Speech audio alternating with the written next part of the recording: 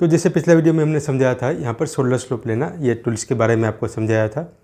तो वही हम कस्टमर की बॉडी पर उसको कैसे लेते हैं वो हमें आज समझना है। कस्टमर की बॉडी पर सोलर स्लोप लेना है तो आप ये टूल्स को कहाँ रखेंगे, ऊपर रखेंगे, नीचे रखेंगे, कहाँ पर रखना है।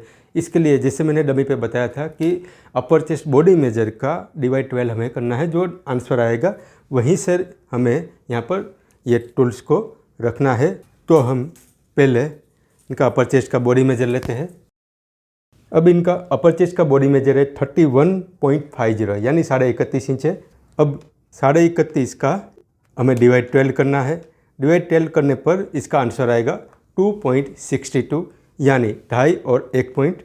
तो ये जो 2.5 और 1 पॉइंट आएगा वो हमें गले का जो मिडल है वहाँ पर मेजर टेप रखने के बाद यहाँ पर जो नाप आएगा वही बनेगा नेक का ब्रॉडनेस। हमें वहीं से सोलर स्लोप का मेजर स्टार्ट करना है। तो आप कस्टमर की बॉडी पर ये स्टिकर लगा देना है आपको, ताकि आपको आसानी से आइडिया रहे।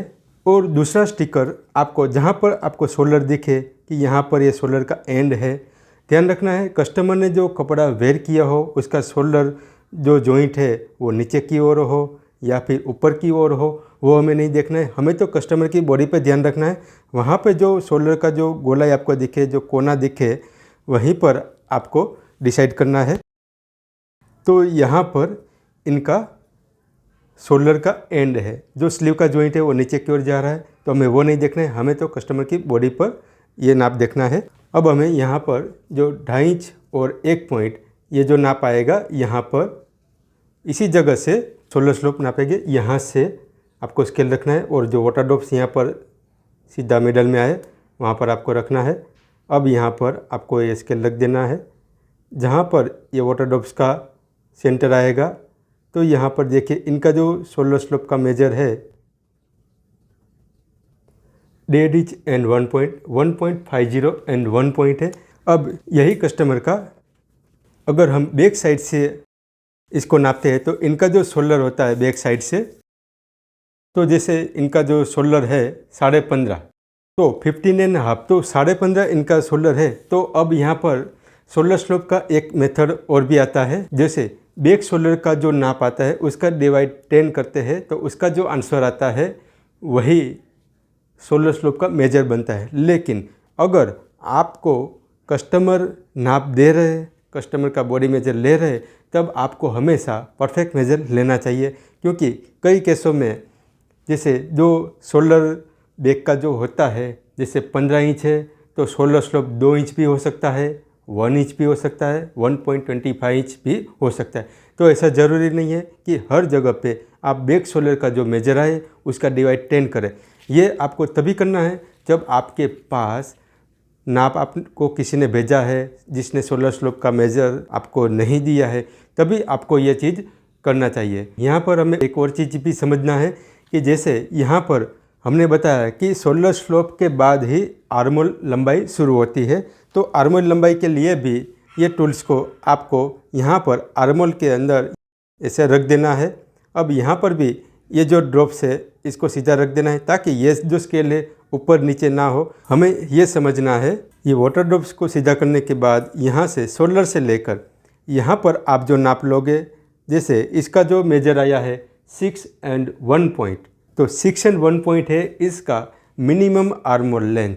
यानी अगर आप कोई आर्मोल लेंथ की गिनती कर रहे हैं तो यहाँ पर 6 एंड 1 पॉइंट जो मेजर है उससे कम बिल्कुल भी नहीं होना चाहिए। यहाँ पर बात हो रही है सिर्फ मिनिमम आर्मोल लेंथ की।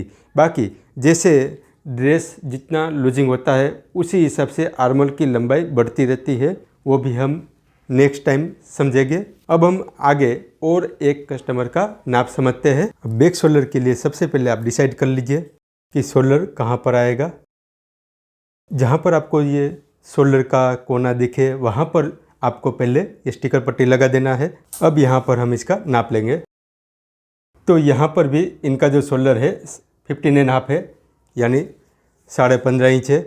तो अब हम देखते हैं कि अगर हम इसका डिवाइड 10 करेंगे तो इसका नाप क्या आना चाहिए। डिवाइड 10 करेंगे तो 1.55 यानी 1.5 इंच और 1 पॉइंट 1.50 एंड 1 पॉइंट इसका आंसर आएगा। तो अब देखते हैं कि इसका सोलर स्लोप 1.50 1 पॉइंट है कि नहीं। तो उसके लिए पहले हमें यहाँ पर नेक ब्रॉडनेस डिसाइड करना है। तो नेक ब्रॉडनेस के लिए जैसे हमने समझाया, अपर चेस्ट का बॉडी मेजर लेना है।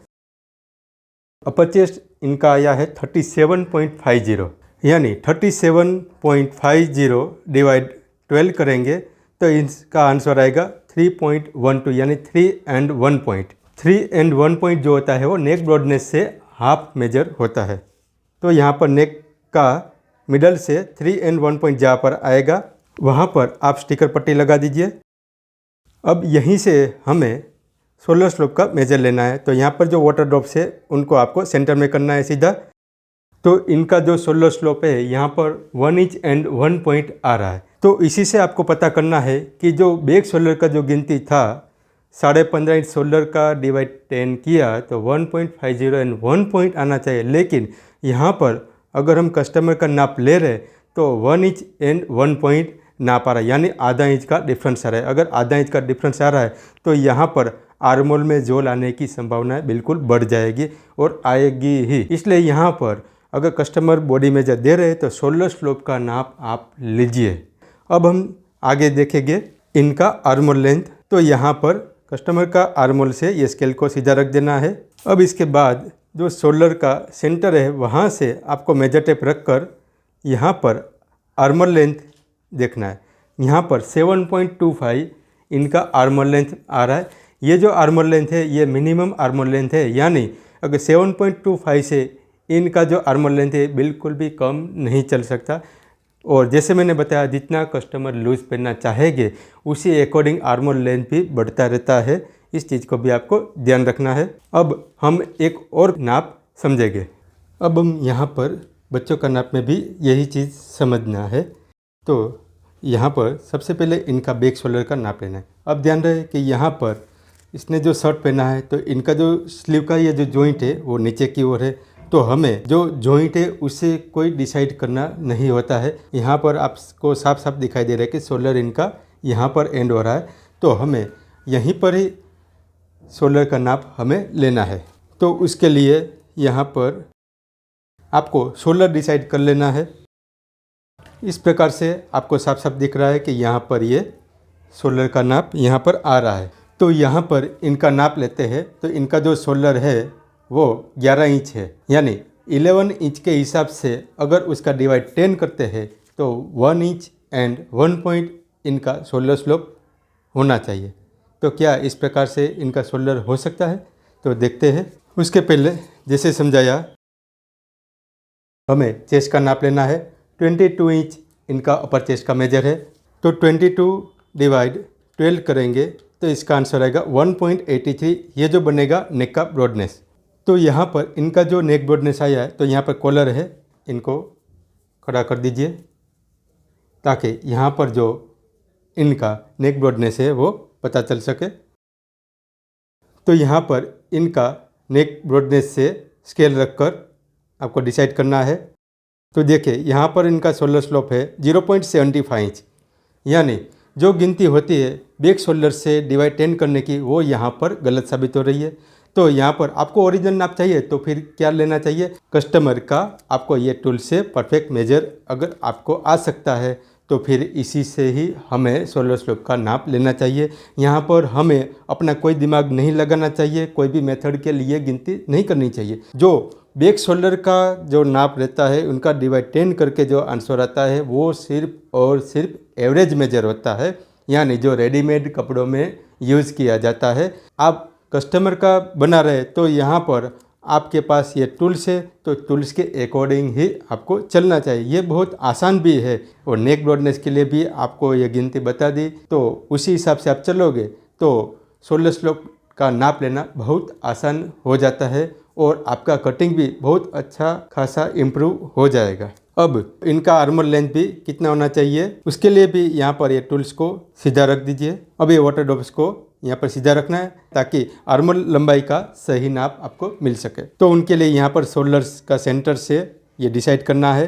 तो यहाँ पर इनका जो आर्मोल लेंथ बन रहा है वो बन रहा है 4 इंच, यानी ये जो 4 इंच है वो मिनिमम आर्मोल लेंथ है। और जैसे यहाँ पर ये जो शर्ट होता है अगर ये ढीला पहना जाता है तो जितना ये ढीला होता है उसी हिसाब से आर्मर लंबाई भी बढ़ता रहता है। इस चीज़ को भी आपको ध्यान रखना है। यहाँ पर आर्मर लेंथ हमने जो बताया वो सिर्फ और सिर्फ मिनिमम आर्मर लेंथ, यानी 4 इंच जो आर्मर लेंथ का नाप आया उससे कम बिल्कुल भी आना नहीं चाहिए, वो आपको फिटिंग नहीं देगा। अब हम एक और कस्टमर का नाप समझते हैं। तो यहाँ पर भी सबसे पहले हमें बैक शोल्डर से डिसाइड करना है कि उनका शोल्डर स्लोप कितना आ सकता है। तो सबसे पहले यहाँ पर हमें शोल्डर डिसाइड करना है। आप भी अगर कोई कस्टमर आता है, अगर आप कन्फ्यूजन है तो इस तरह से पहले से स्टिकर पट्टी आप यहाँ पर लगा दीजिए और शोल्डर का मेजर जो है वो आप डिसाइड करें। बैक साइड से इनका जो शोल्डर है वो 15 इंच है, यानी 15 इंच है। तो 15 के हिसाब से अगर उसका डिवाइड 10 करते हैं तो 1.50 उनका शोल्डर स्लोप आना चाहिए।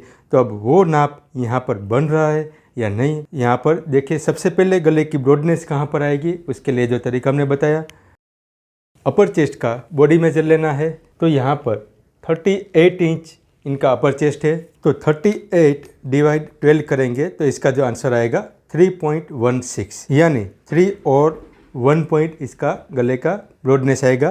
तो यहाँ पर नेक का सेंटर से 3.1 जहाँ पर आएगा वहाँ पर आपको ये स्टिकर लगा देना है। अब यहाँ से हम नाप लेते हैं। तो यहाँ पर देखिए, तो इनका जो शोल्डर स्लोप है 1 इंच एंड 1 पॉइंट, यानी इनका शोल्डर स्लोप बैक शोल्डर के हिसाब से 10वां भाग करके जो गिनती आनी चाहिए वो नहीं आ रही है। तो इसलिए यहाँ पर हमें यह देखना है कि शोल्डर स्लोप का मेजर के लिए हमेशा हमें नाप लेना ज़रूरी रहेगा। मेथड के ऊपर हमें नहीं जाना चाहिए।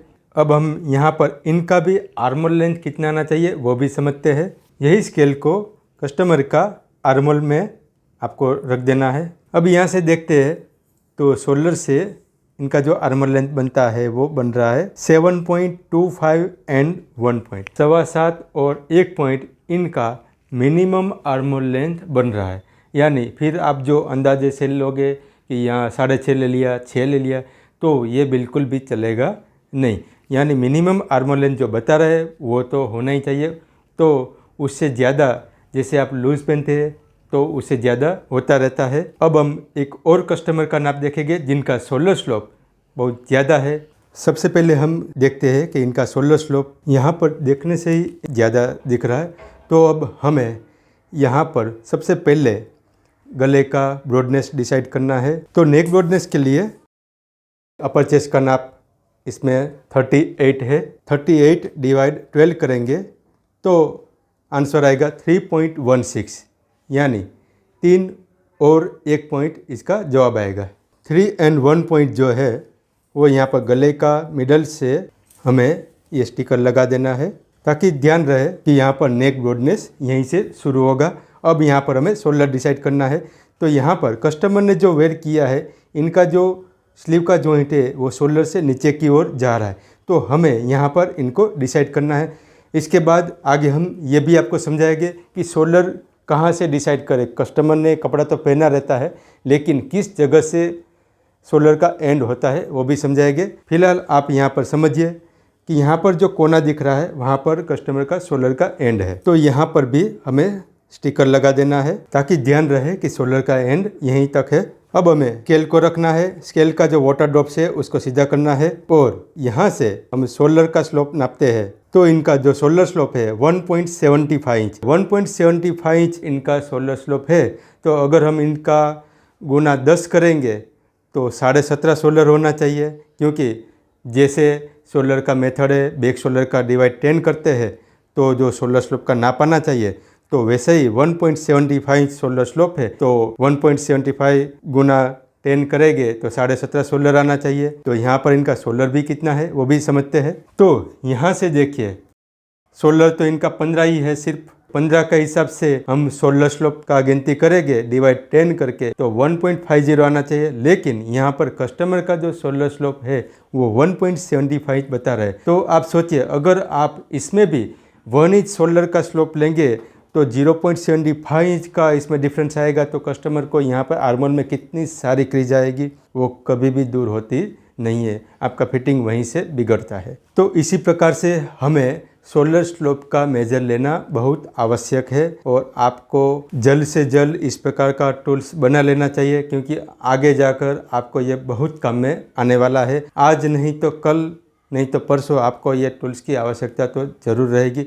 अगर आप प्रोफेशनल तरीके से ये सब मेजरमेंट लेना चाहते हैं तो अब ठीक उसी तरह से हम यही कस्टमर का आर्मोल का लंबाई भी मिनिमम कितना आना चाहिए वो भी समझते हैं। तो यहाँ पर ये टूल्स का वाटर ड्रॉप्स आपको मिडल में आए उस तरह से सेटिंग करना है। अब यहाँ से हम सोलर का मिडल से आर्मोल लेंथ लेते हैं। तो यहाँ पर ये कस्टमर का मिनिमम आर्मोल लेंथ 7 and 1 पॉइंट है। तो इस प्रकार से इनका जो आर्मोल लेंथ आया उससे कम बिल्कुल नहीं होना चाहिए, जैसे हर बार समझा रहा हूँ। उसी तरह जैसे ये कस्टमर अगर ज़्यादा ढीला पहनना चाहेंगे तो आर्मोल लेंथ भी 7.1 से ज़्यादा होती रहेगी, लेकिन 7.1 से आर्मोल लेंथ कभी भी कम होगी नहीं। तो इसी प्रकार से हमने अलग अलग कस्टमर के ऊपर सोलर स्लोप का नाप लेकर आपको बताया। ये एक प्रैक्टिकल नाप है। यहाँ पर अगर आप वीडियो देख रहे हैं, अगर आप भी कुछ सीखना चाहते हैं तो आपको भी अलग अलग नाप लेना ज़रूरी है, तभी आपको इस चीज़ का अनुभव होगा और अनुभव के लिए प्रैक्टिस ज़्यादा होना ज़रूरी है। अब आगे हमने ये सब जो सोलर स्लोप का नाप लिया है उसका हम ड्राफ्टिंग समझेंगे, ताकि आपको और ज़्यादा समझ में आए और उसके आगे सोलर कहाँ से शुरू करना है, सोलर का एंड वो भी हमें समझना है। तो चलिए शुरू करते हैं इसका ड्राफ्टिंग भी। तो अब हम यहाँ पर हमने जो सबसे पहले कस्टमर का नाप लिया था, जिसका बिग सोलर 15.5 है, 15.5 इंच। पहले हमें स्ट्रेट मार्क कर देना है। अब यहाँ पर 15.5 का आधा 7.25 इंच आएगा। तो ये नाप जो है वो रेडी बनेगा और उसके बाद यहाँ पर सिलाई का मार्जिन यानी जो दबाव लेंगे वो हमें 0.25 and 1 पॉइंट उतना हमें मार्जिन रखना होता है। तो यानी टोटल यहाँ पर आया है 8 and 1 पॉइंट। तो यहाँ पर भी उतना नाप रख देना है। अब उसके बाद उनका जो नेक का ब्रॉडनेस 2.62 आंसर आया, यानी 2.5 और 1 पॉइंट 2.50 and 1 पॉइंट। तो ये बन गया गले का ब्रॉडनेस। अब उसके बाद ये जो रेडी नाप है, हमने जो शोल्डर का नाप लिया था वो रेडी नाप होता है। तो यहाँ पर आपको हल्का सा थोड़ा सा नाप करना है। अब शोल्डर का जो स्लोप है 1.50 and 1 पॉइंट, उनका जो शोल्डर स्लोप आया वो यहाँ पर होना चाहिए जहाँ पर स्टिच मार्किंग है। अब ये नाप और ये नेक का ब्रॉडनेस है, ये दोनों को हमें मिलाना है। तो इस प्रकार से यहाँ पर शोल्डर स्लोप बनता है। जैसे ये स्केल को रखा गया, फिर यहाँ पर ये जो नाप बनता है 1.50 and 1 पॉइंट, इस प्रकार से ये शोल्डर स्लोप गिना जाता है। और इसी प्रकार से आपको हमेशा कटिंग करना है, क्योंकि शोल्डर स्लोप के बाद ही आर्मोल लंबाई का शुरुआत होता है। तो इनका भी जो हमने डायरेक्टली आर्मोल लंबाई लिया था वो यहाँ से रेडी लिया था। तो वो जो नाप है 6 and 1 पॉइंट, तो ये 6 and 1 पॉइंट यहाँ से ये आर्मोल लंबाई बनता है। ये आर्मोल लंबाई की जो बात की थी हमने कि ये मिनिमम आर्मोल लंबाई होती है। इसके बाद का जो आर्मोल लंबाई बनता है वो हमें मेथड के अनुसार जाना पड़ता है। तो वो हम नेक्स्ट लेसन में समझेंगे। तो यहाँ पर ये चीज़ आपको समझ में आ गया, नेक ब्रॉडनेस और शोल्डर का रेडी नाप, और यहाँ पर शोल्डर स्लोप का नाप हमें कहाँ से लेना है वो भी यहाँ पर आपको समझना है। तो ये हमारा 1 नंबर हो गया। अब हम दूसरा नाप समझते हैं। दूसरा नाप के लिए भी सबसे पहले सीधा मार्क कर देना है। ध्यान रहे यहाँ पर शोल्डर का जो भी नाप होता है वो सीधा होना ज़रूरी है। अगर आपके पास ऐसा स्क्वायर स्केल है तो आपको यहाँ पर भी नाप मिलाना है और उसी के अकॉर्डिंग यहाँ पर आपको मार्क करना चाहिए, तभी सीधा मार्क होता है। क्योंकि शोल्डर स्लोप के लिए सीधा नाप अगर नहीं रहेगा, थोड़ा ऊपर हो जाएगा या थोड़ा नीचे चला जाएगा, तो शोल्डर स्लोप का सही नाप मिलेगा नहीं।